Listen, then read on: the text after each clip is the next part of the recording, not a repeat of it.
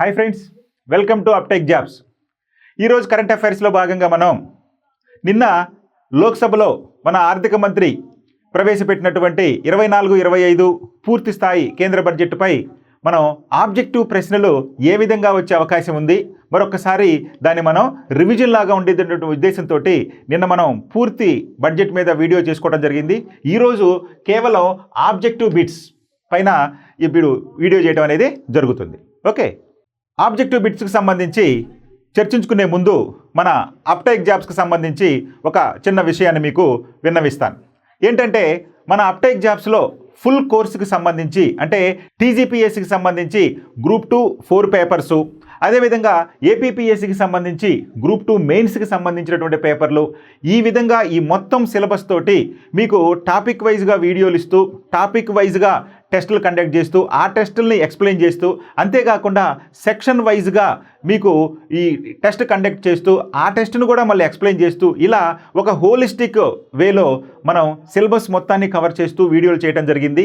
ఈ కోర్సులను మీరు తీసుకున్నారు అంటే ఇప్పటి వరకు ప్రిపేర్ కాకపోయినా కానీ ఇప్పటి నుంచి ప్రిపేర్ అయినా కానీ రాబోయే 4-5 నెలల్లో మీ సిలబస్ మొత్తం కంప్లీట్ చేసుకొని మీరు మంచి మార్కులు సాధిస్తారనే ఉద్దేశంతో మనం ఈ ఫుల్ కోర్సుని డిజైన్ చేయడం జరిగింది. దీన్ని మీరు ఉపయోగించుకుంటారని ఆకాంక్షిస్తున్నాను. ఓకే, ఇక మరొక ప్రధానమైనటువంటి అంశం మీకు ఆల్రెడీ తెలుసు.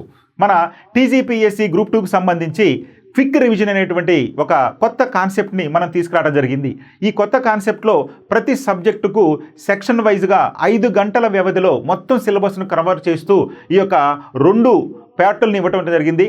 మొదటి పార్ట్లో కొన్ని సబ్జెక్టులు, రెండవ పార్ట్లో మరికొన్ని సబ్జెక్టులు, మొత్తం దాదాపుగా 18 సబ్జెక్టులతోటి ప్రతి సబ్జెక్ట్ని 5 గంటల నిడివితోటి లేదా 6 గంటల నిడివితోటి మనం వీడియోలు చేయడం జరిగింది. ఇక్కడ కేవలం మీకు షార్ట్ ఫామ్లో సబ్జెక్టు మొత్తాన్ని కవర్ చేస్తూ వీడియోలు మాత్రమే మీకు ఉంటాయి. ఇక్కడ టెస్టులు కానీ ఈ రకమైనటువంటి ఎనాలిసిస్ ఉండదు. ఓన్లీ వీడియోల రూపంలో సిలబస్ మొత్తాన్ని కవర్ చేస్తూ మీకు క్విక్ రివిజన్ లాగా ఎట్ ఏ గ్లాన్స్ లాగా మీకు అందించడం జరిగింది. కాబట్టి వీటిని కూడా ఉపయోగించుకొని వీటిని ప్రధానంగా ఎవరయ్యా అంటే ఇప్పటి వరకు బాగా చదివి మరి ఇంత సబ్జెక్టు మళ్ళీ ఎక్కడ చదువుతాము, మాకు ఒక బ్రీఫింగ్ కావాలనుకున్న వాళ్ళకి ఇది మంచి ఉపయోగకరంగా ఉంటుందనే ఉద్దేశంతో దీన్ని మనం తయారు చేయడం జరిగింది. దీన్ని కూడా మీరు ఉపయోగించుకుంటారని ఆకాంక్షిస్తూ ఇప్పుడు మనం బడ్జెట్కి సంబంధించి ఈ యొక్క ఆబ్జెక్టివ్ బిట్స్ ఏ విధంగా రావచ్చు అవకాశం ఉందో ఇప్పుడు మనం చర్చిద్దాం. రైట్, మొదటి ప్రశ్న, కేంద్ర బడ్జెట్ 2024-25లో కేంద్ర పథకాల కేటాయింపులకు సంబంధించి క్రింది వాటిలో ఏది సరైనది?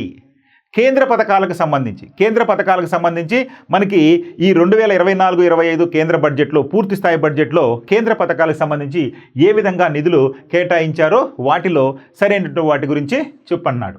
గ్రామీణ ఉపాధి హామీ పథకానికి 86,000 కోట్లు, అదేవిధంగా ఫార్మాస్యూటికల్స్ రంగంలో పిఎస్ఐ పథకానికి మనకి 2,143 కోట్లు, రీసెర్చ్ అండ్ డెవలప్మెంట్ ప్రాజెక్టులకు 1,200 కోట్లు, ఇక న్యూక్లియర్ ప్రాజెక్టులకు 2,228 కోట్లు. ఈ విధంగా మొత్తం 4 ప్రాజెక్టులకు అంటే 4 పథకాలకు ఈ నిధులు కేటాయించడం జరిగింది. ఇందులో ఆన్సర్ తీసుకుంటే ఏబీ మాత్రమే సరైంది, ఏబీసీ మాత్రమే సరైంది, బీసీ మాత్రమే సరైంది, పైవన్నీ సరైనవే అని అడుగుతున్నాడు. ఏంటంటే వీటిల్లో రైట్ ఆన్సర్ ఏంటంటే గ్రామీణ ఉపాధి హామీ పథకానికి 86,000 కోట్లు రైట్. ఇక ఫార్మాస్యూటికల్ రంగంలో ఈ పథకానికి పిఎస్ఐ పథకానికి 2,143 కోట్లు, ఇది కూడా రైటే. ఇక రీసెర్చ్ అండ్ డెవలప్మెంట్ ప్రాజెక్టులకు 1,200 కోట్లు, ఎస్ ఇది కూడా రైటే. ఇక న్యూక్లియర్ ప్రాజెక్టులకు 2,248 కోట్లు, ఇది కూడా రైటే. కాబట్టి ఇచ్చినవన్నీ కూడా రైట్ కాబట్టి పైవన్నీ సరైనవే, ఇది రైట్ ఆన్సర్. ఓకే, చూసుకోండి, ఎందుకంటే ఒక్కసారి ఏదైనా అడుగుతాడు. మనకి ఎకానమీలో ఎలా అడుగుతున్నాడు చూశారు కదా, లెందీ బిట్లు అడుగుతాడు. ప్రతిదీ మనకి తెలిసి ఉండాలి. డైరెక్ట్ బిట్లు అనేవి చాలా తక్కువగా వస్తున్నాయి ఎకానమీలో, కాబట్టి మీరు ఇలా మొత్తం ప్రతిదీ గుర్తుంచుకోండి. నెక్స్ట్, ఇక రెండో ప్రశ్న, కేంద్ర బడ్జెట్ 2024-25లో రక్షణ రంగానికి ఎన్ని నిధులు కేటాయించడం జరిగింది? రక్షణ రంగానికి అంటే డిఫెన్స్ సెక్టార్కి ఎంత నిధులు కేటాయించడం అనేది జరిగింది? ఎంత నిధులండి? 1.56 లక్షల కోట్లు, 4.56 లక్షల కోట్లు, 5.56 లక్షల కోట్లు, ఇక 3.56 లక్షల కోట్లు. ఎంత మొత్తంలో నిధులు కేటాయించడం జరిగింది కేంద్ర బడ్జెట్లో రక్షణ రంగానికండి? ఎంత మొత్తం అండి? మనకి 4.56 లక్షల కోట్లు కేటాయించారు. సో 4.56 లక్షల కోట్ల నిధులను రక్షణ రంగానికి కేటాయించారు. ఇది మొత్తం బడ్జెట్లో ఎంత శాతానికి సమానం అంటే సుమారు 8% సమానం. 8% సమానం. అంటే ఈ 4.56 లక్షల కోట్లు అనేవి మన మొత్తం బడ్జెట్ వ్యయం చేసే దాంట్లో 8% సమానంగా ఉంది. ఇది రక్షణ రంగానికి కేటాయించిన నిధులు. నెక్స్ట్ మూడో ప్రశ్న. కేంద్ర బడ్జెట్ 2024-25లో కేంద్రపాలిత ప్రాంతాలకు కేటాయింపులలో ఈ క్రింది వాటిలో ఏది సరైనది? కేంద్రపాలిత ప్రాంతాలు. మరి కేంద్రపాలిత ప్రాంతాలకు సంబంధించి ఈ బడ్జెట్ రూపొందించాల్సింది, బడ్జెట్లో నిధులు ఎలాకేట్ చేయాల్సింది ఎవరయ్యా అంటే కేంద్ర ప్రభుత్వమే. కాబట్టి ఇక్కడ కేంద్ర ప్రభుత్వం ఈ కేంద్రపాలిత ప్రాంతాలకు నిధులు కేటాయించడం జరిగింది మనకి 2024-25 బడ్జెట్లో. అయితే ఆ నిధుల్లో ఏది సరైనది అంటున్నాడు. ఏ, జమ్మూ కాశ్మీర్కు 42,277 కోట్లు, 42,277 కోట్లు. ఇక అండమాన్ నికోబార్ దీవులకు 5,985 కోట్లు, 5,985 కోట్లు. చండీగఢ్కు 5,862 కోట్లు, లక్షద్వీపులకు 5,958 కోట్లు. మరి వీటిల్లో ఆన్సర్ చూడండి. ఏబీ మాత్రమే సరైంది, బీసీ మాత్రమే సరైంది, ఏబీసీ మాత్రమే సరైంది, పైవన్నీ సరైనవి. ఏంటండి వీటిలో రైట్ ఆన్సర్ వచ్చేసి ఏబీసీ మాత్రమే సరైంది. డి కాదు, లక్షద్వీపులు కాదు. ఇది 5,958 అనేది లడాక్ ప్రాంతానికి కేటాయించినటువంటి నిధులు. కాబట్టి ఇది లక్షద్వీపులు కాదు.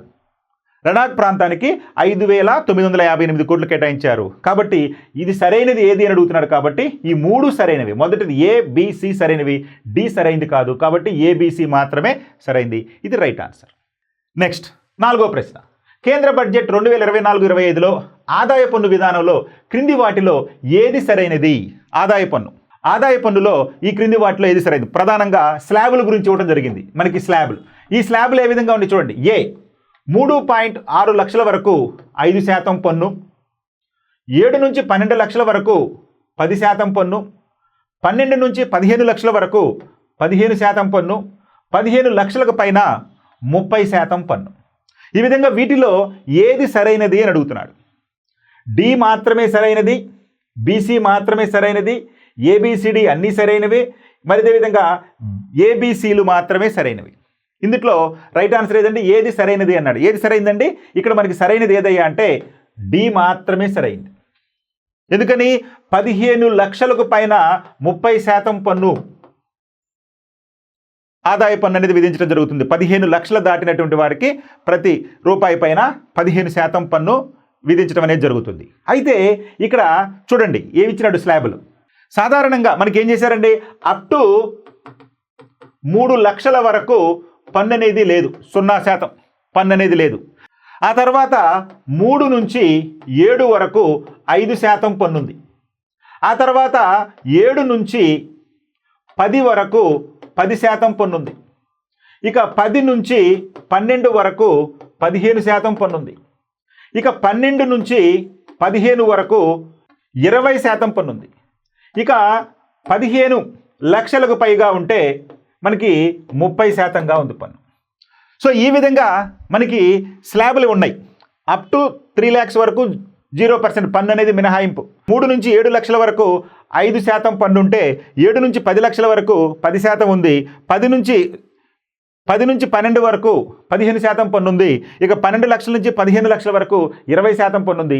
ఆ తర్వాత 15 లక్షలు దాటితే 30% పన్నులోకి రావడం అనేది జరుగుతుంది. కాబట్టి ఇక్కడ 3 నుంచి 6 అన్నాడు, కాదు. 7 నుంచి 12 అన్నాడు, ఇది కూడా కాదు. 12 నుంచి 15 అన్నాడు. 12 నుంచి 15 లక్షలు అనేది ఎంతండి? 20%. కాబట్టి ఇక్కడ 15 అన్నాడు, ఇది కూడా కాదు. కాబట్టి డి ఒక్కటే రైట్ ఆన్సర్. గుర్తుపెట్టుకోండి, ఇవన్నీ కూడా మీరు చాలా చాలా ఇంపార్టెంట్. నెక్స్ట్ ఐదో ప్రశ్న. కేంద్ర బడ్జెట్ 2024-25లో బంగారం, వెండి మరియు ప్లాటినంలపై కస్టమ్స్ సుంకం ఎంత శాతం తగ్గించడం జరిగింది? బంగారం, వెండి మరియు ప్లాటినంలపై. ఎట్లా అండి? ఒకటి బంగారం వెండిపై 6%, ప్లాటినంపై 7.4%. 2 బంగారం వెండిపై 5%, ప్లాటినంపై 6.4%. బంగారం వెండిపై 6%, ప్లాటినంపై 6.4%. బంగారం వెండిపై 5%, ప్లాటినంపై 5.4% తగ్గించడం జరిగింది. అంటే ఎంత శాతం తగ్గించారు అని అడుగుతున్నాడు. మొదటగా తగ్గించడం అనేది జరిగింది. ఎస్, కరెక్టే. ఎన్నిటి మీద? బంగారం మీద జరిగింది, వెండి మీద జరిగింది, ప్లాటినం మీద జరిగింది. అయితే ఎంత శాతం తగ్గించారు అంటే బంగారం వెండి పైన 6% పన్ను తగ్గించారు, ప్లాటినం పైన 6.4% తగ్గించారు. కాబట్టి 3 అనేది రైట్ ఆన్సర్. ఓకే. నెక్స్ట్ 6వ ప్రశ్న, కేంద్ర బడ్జెట్ 2024-25 మొత్తం వ్యయం అంచనా ఎంత? కేంద్ర బడ్జెట్ 2024-25 మొత్తం వ్యయ అంచనా ఎంత అన్నాడు. ఎంత అండి? 48,20,512 కోట్లు, 48,68,111 కోట్లు, 48,29,200 కోట్లు, 48,53,512 కోట్లు. మరి వీటిల్లో సరైనటువంటి ఆన్సర్ ఏంటి? ఎంత వ్యయాన్ని అంచనా వేయడం జరిగింది 2024-25? ఎంత వ్యయాన్ని అంచనా వేయడం జరిగిందండి? మనకి 48,20,512 కోట్లు మొత్తం బడ్జెట్ అంచనా వేయడం జరిగింది. సో కాబట్టి మొదటిది రైట్ ఆన్సర్. నెక్స్ట్ 7వ ప్రశ్న, కేంద్ర బడ్జెట్ 2024-25లో విదేశీ కంపెనీలపై కార్పొరేట్ పన్ను ఎంత శాతానికి తగ్గించారు? ఇది గుర్తుపెట్టుకోవాలి. తగ్గించడం, కార్పొరేట్ పన్నును ఎంత శాతం తగ్గించారు? విదేశీ కార్పొరేట్ పన్నును ఎంత శాతం తగ్గించారు? 30 నుంచి 25 శాతానికి, 40 నుంచి 30 శాతానికి, 40 నుంచి 35 శాతానికి, 35 నుంచి 30 శాతానికి తగ్గించడం జరిగింది. వీటిలో రైట్ ఆన్సర్ ఏంటంటే విదేశీ కంపెనీలపై కార్పొరేట్ పన్నును గతంలో ఎంత ఉండేదండి? 40 శాతం ఉండేది. ప్రస్తుతం ఎంత తగ్గించారండి? 40 నుంచి 35 శాతానికి తగ్గించారు. కాబట్టి 3 రైట్ ఆన్సర్. నెక్స్ట్ 8వ ప్రశ్న, కేంద్ర బడ్జెట్ 2024-25 కేటాయింపులకు సంబంధించి ఈ క్రింది వాటిలో సరైనది ఏది? కేంద్ర బడ్జెట్ కేటాయింపులకు సంబంధించి సరైనది ఏది అని అడుగుతున్నాడు. ఏ, హోం వ్యవహారాలు, శాంతి భద్రతకు సంబంధించి హోం వ్యవహారాలకి 1,50,983 కోట్లు, విద్యా రంగానికి 1,25,638 కోట్లు, ఆరోగ్య రంగానికి 89,287 కోట్లు, సాంఘిక సంక్షేమానికి 56,501 కోట్లు. మరి వీటిలో సరైనది ఏది అన్నాడు. ఎందుకంటే సరైన కేటాయింపులను అడిగాడు. ఏంటంటే సరైన కేటాయింపులు? ఏబి మాత్రమే సరైనది, బీసీ మాత్రమే సరైంది, ఏబిసిడి మాత్రమే సరైంది, పైవన్నీ సరైనవే. ఏంటండి ఇక్కడ పైవన్నీ సరైనవే. ఎందుకంటే హోం వ్యవహారాలకి 1,50,983 కోట్లు రైట్, విద్యా రంగానికి 1,25,635 కోట్లు కూడా రైట్, ఆరోగ్య రంగానికి 89,287 కోట్లు కూడా రైట్, సాంఘిక సంక్షేమానికి 56,501 కోటి. సో ఈ విధంగా సాంఘిక సంక్షేమానికి కూడా ఇది రైట్. కాబట్టి పైవన్నీ సరైనవే. నెక్స్ట్ 9వ ప్రశ్న, కేంద్ర బడ్జెట్ 2024-25 కేటాయింపులకు సంబంధించి ఈ క్రింది వాటిని జతపరచండి. ఇప్పుడే కేటాయింపులు అనుకున్నాం కదా, మరొక రకమైన బిట్టు. కేటాయింపులకు సంబంధించి క్రింది వాటిని జతపరచండి, మ్యాచ్ ద ఫాలోయింగ్ అన్నాడు. అదేంటి చూడండి. రెవెన్యూ వసూళ్లు, మూలధన వ్యయం, గ్రామీణాభివృద్ధి, వ్యవసాయం మరియు అనుబంధ రంగాలు. ఇక్కడ రెవెన్యూ వసూళ్లు, మూలధన వ్యయం, గ్రామీణాభివృద్ధి, వ్యవసాయం మరియు అనుబంధ రంగాలు. మరి వీటిలో రైట్ ఆన్సర్ ఏంటంటే రెవెన్యూ వసూళ్లు ఎంత ఉందండి? 2024-25 బడ్జెట్లో రెవెన్యూ వసూళ్లు ఎంత ఉన్నాయండి అంచనా వేశారు?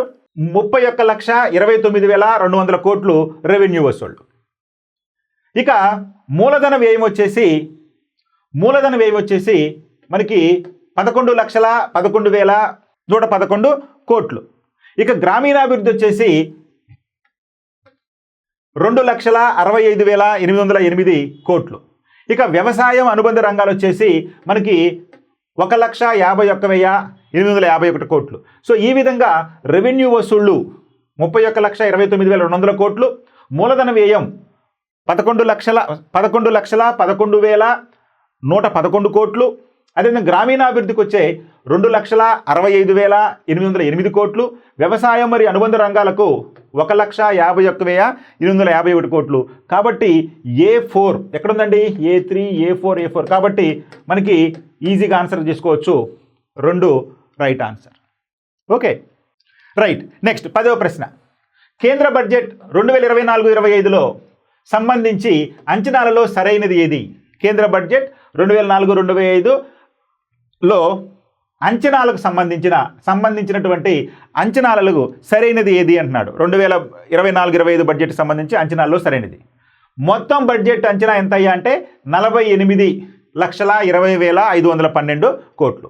ఇక మూలధన వ్యయం ఎంత అయ్యా అంటే 11,11,111 కోట్లు. రెవెన్యూ వసూలు ఎంత అయ్యా అంటే 31,29,200 కోట్లు. రెవెన్యూ వ్యయం ఎంత అయ్యా అంటే 37,09,401 కోటి. మూలధన వసూళ్లు తీసుకుంటే 16,91,312 కోట్లు. మరి వీటిల్లో సరైనది ఏది అని అడుగుతున్నాడు. రైట్. మొదటిది ఏమన్నాడు? ఏబిడిఈ అంటే సి తప్పితే మిగిలిన అన్ని రైట్ అన్నాడు. ఇక రెండోది తీసుకుంటే బిసిడిఈ అన్నాడు. అదేవిధంగా మూడోది ఏబిసిడి మాత్రం అన్నాడు. 4 పైవన్నీ సరైనవన్నాడు. ఇక్కడ మనకి రైట్ ఆన్సర్ పైవన్నీ సరైనవే. ఎందుకని? బడ్జెట్ అంచనా 48,20,512 కోట్లు. Yes right.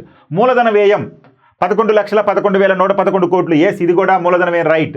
ఇక రెవెన్యూ వసూళ్లు 31,29,200 కోట్లు. ఇది కూడా రైట్. రెవెన్యూ వ్యయం 37,09,400 కోట్లు. రైట్ ఇది కూడా. మూలధన వసూళ్లు కూడా 16,91,312 కోట్లు. కాబట్టి అన్ని రైటే. అందుకని పైవన్నీ సరైనవే. నెక్స్ట్ 11వ ప్రశ్న. కేంద్ర బడ్జెట్ 2024-25లో అత్యధికంగా ఆదాయాన్ని సమకూరుస్తున్న పన్ను ఏది? అత్యధికంగా ఆదాయాన్ని సమకూరుస్తున్న పన్ను ఏది? మనకి వివిధ రకాలైన పన్నులు ఉన్నాయి. అంటే అత్యధికంగా ఆదాయాన్ని ఏ పన్ను రూపంలో మనం పొందుతున్నాము? 1 ఆదాయ పన్ను, 2 జిఎస్టీ పన్ను, కేంద్ర ఎక్సైజ్ పన్ను, కస్టమ్స్ పన్ను. వీటిలో అత్యధిక ఆదాయం ఏ పన్ను రూపంలో కేంద్రానికి వస్తుందయ్యా అంటే ఆదాయ పన్ను రూపంలో వస్తుంది. మరి ఎంత శాతం వస్తుందయ్యా? ఆదాయ పన్ను రూపంలో ఎంత శాతం వస్తుందయ్యా ఇన్కమ్ ట్యాక్స్ రూపంలో అంటే సుమారు 19% ఆదాయం వస్తుంది.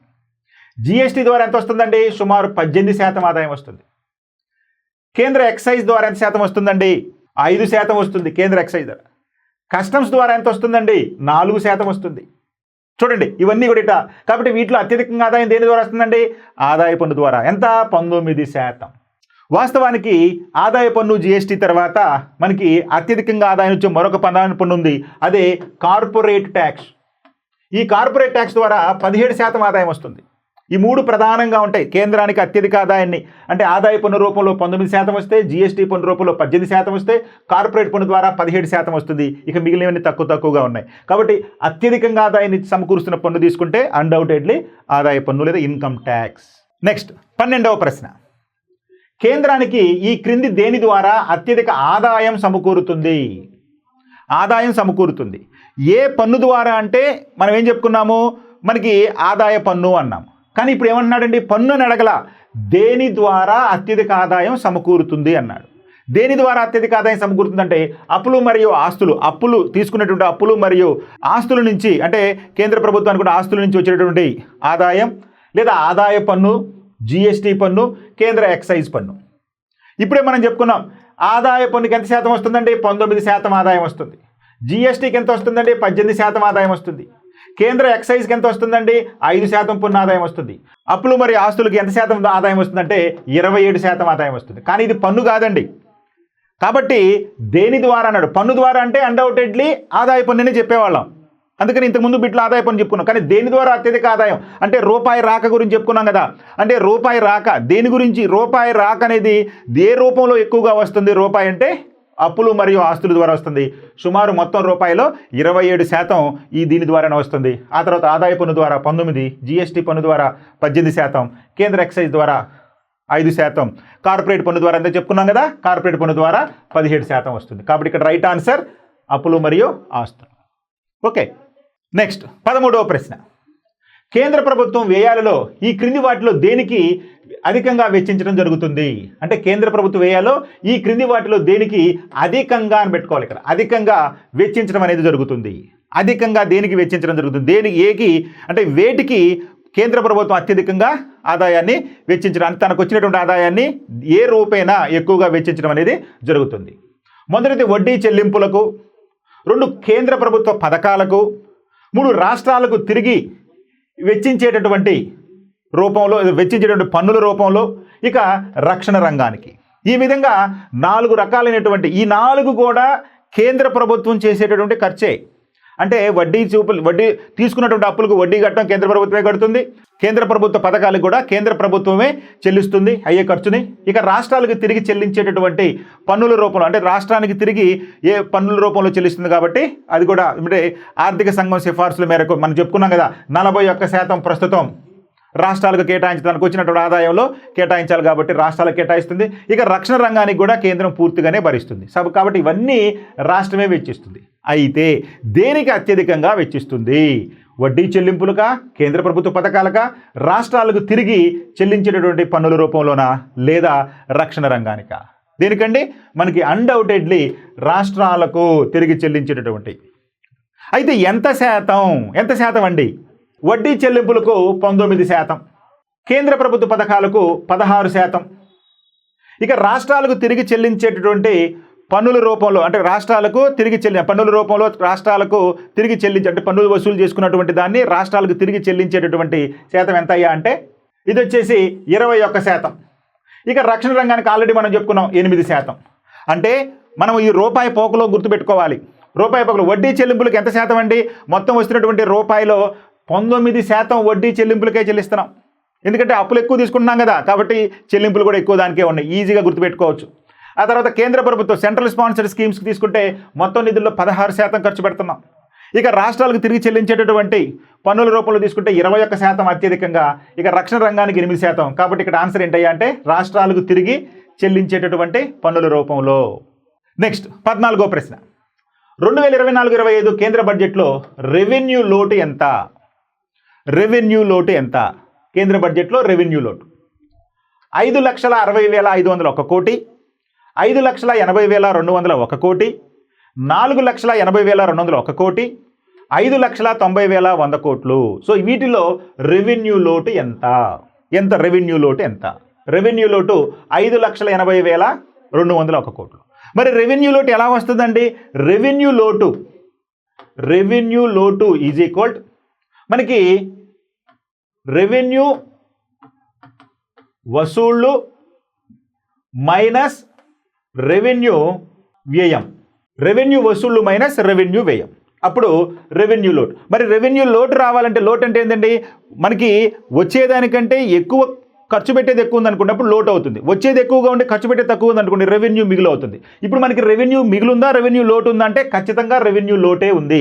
ఎంత ఉంది రెవెన్యూ లోటు అంటే 5,80,201 కోటి ఉంది. మరి రెవెన్యూ లోటు ఎలా వస్తుందండి అంటే ఇక్కడ మనకి రెవెన్యూ వసూళ్ళు వచ్చేసి తక్కువగా ఉన్నాయి, చేసిన వ్యయం వచ్చేసి ఎక్కువగా ఉంది. కాబట్టి రెవెన్యూ వ్యయం మైనస్ రెవెన్యూ వసూలే. సరే, ఇప్పుడు రెవెన్యూ వ్యయం ఎంత ఉందండి మనకి ఇక్కడ రెవెన్యూ వ్యయం వచ్చేసి 37,09,401 కోటి రూపాయలు అయితే రెవెన్యూ వసూలు వచ్చేసి 31,29,200 కోట్లు. కాబట్టి లోటు ఎంత అయ్యా అంటే 5,80,201 కోట్లు. సో కాబట్టి ఇది రైట్ ఆన్సర్. ఇక్కడ మనకు తెలిసింది కదండి రెవెన్యూ లోటు ఎలా వస్తుందంటే రెవెన్యూ వ్యయం మైనస్ రెవెన్యూ వసూళ్ళు, అప్పుడే లోటు వస్తుంది. సో కాబట్టి రెవెన్యూ లోటు 5,80,201 కోటి. ఓకే, నెక్స్ట్ 15వ ప్రశ్న. 2024-25 కేంద్ర బడ్జెట్లో ద్రవ్య లోటు ఎంత శాతంగా ఉంది? ద్రవ్య లోటు. సో ద్రవ్య లోటు ఎలా వస్తుందండి?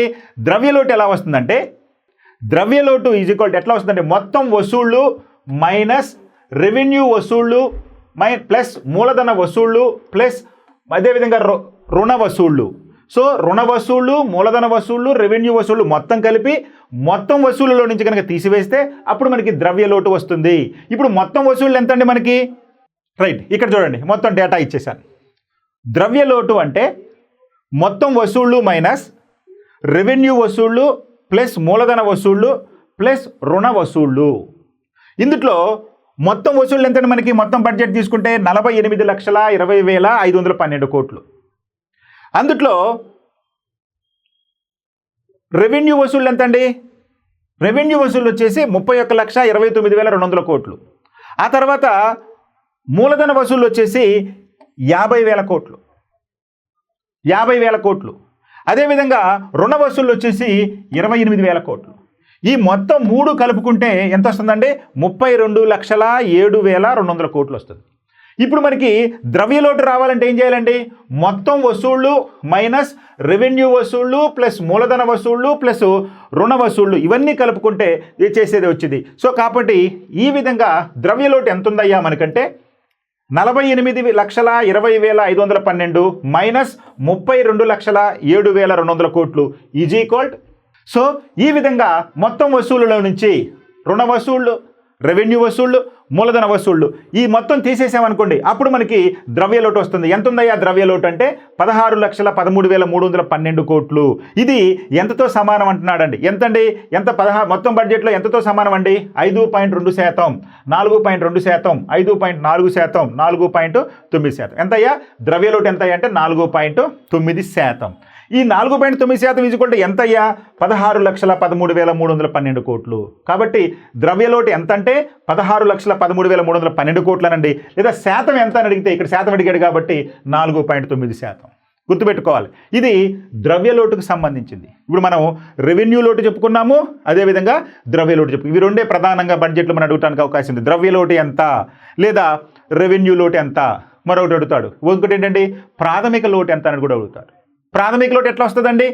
ప్రాథమిక లోటు అనేది ఈ ద్రవ్యలోటులో నుంచి వడ్డీ చెల్లింపులు తీసేస్తే వచ్చేదే ప్రాథమిక లోటు.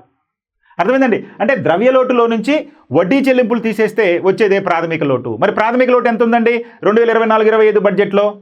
ఎంత ఉందండి? 4,50,372 కోట్లు ఉంది. ఇది ప్రాథమిక లోటు. అంటే మన 2024-25 కేంద్ర బడ్జెట్లో ప్రాథమిక లోటు ఎంత ఉందయ్యా? 4,50,374. ఇది ఎంతతో సమానం అయ్యా అంటే 1.4%తో సమానం. ప్రాథమిక లోటు 1.4%. అర్థమైందండి? కానీ ద్రవ్యలోటు తీసుకుంటే 4.9%. ఇవన్నీ కూడా గుర్తుపెట్టుకోవాలి. Okay, right. సో ఇక్కడ రైట్ ఆన్సర్ ఏంటయ్యా అంటే 4.9%. Okay, thank you.